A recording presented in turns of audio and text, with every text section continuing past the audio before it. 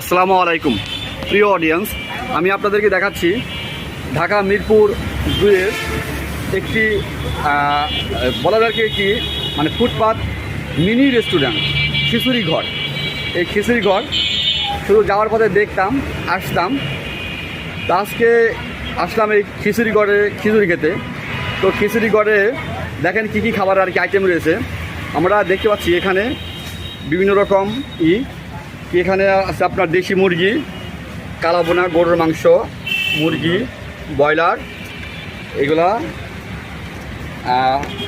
লেবু কাঁচামরিচ সহকারে।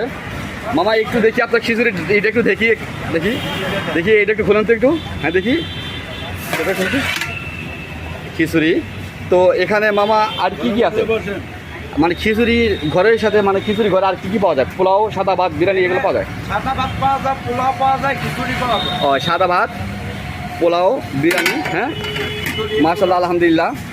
তো প্রিয় ভিউয়ার্স, প্রিয় অডিয়েন্স, আমি আপনাদেরকে বলতেছি, আপনারা যারা সাধ্যের মধ্যে অল্প খরচে খিচুড়ি ঘরে এসে সুস্বাদু খাবার খেতে চান, পেতে চান, তারা অবশ্যই মিরপুর 6 এই খিচুড়ি ঘরে আসবেন। তো এবার এই ব্যাপারে আমি একটু কথা বলবো। হ্যাঁ মিরপুর 2। তো এই ব্যাপারে আমি একটু কথা বলবো।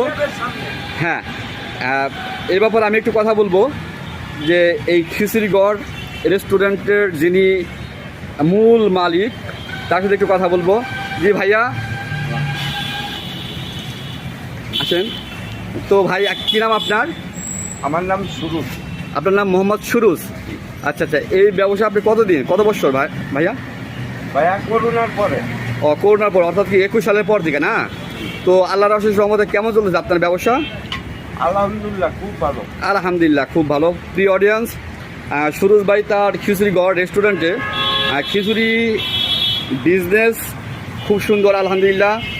সে স্যাটিসফাইড, সে বলছে আর কি স্যাটিসফাইড। তো এখানে আর কি আপনারা আর কি আসবেন মিরপুর 2 স্টেডিয়ামের সামনে। তো খিচুড়িঘর ফুটপাত রেস্টুরেন্ট 5 নম্বর, জি মিরপুর স্টেডিয়ামের 5 নম্বর গেটের 3 নম্বর এবং 4 নম্বর গেটের মাঝখানে। জি, তো বিষয়টি খুবই ভালো লাগলো। তো সুরুজ ভাই উনি ওনার খিচুড়িঘরের যে খাবার এগুলো আর কি পরিবেশন করে খুবই পরিষ্কার পরিচ্ছন্নভাবে। তো খাবারগুলো খুবই সুস্বাদু।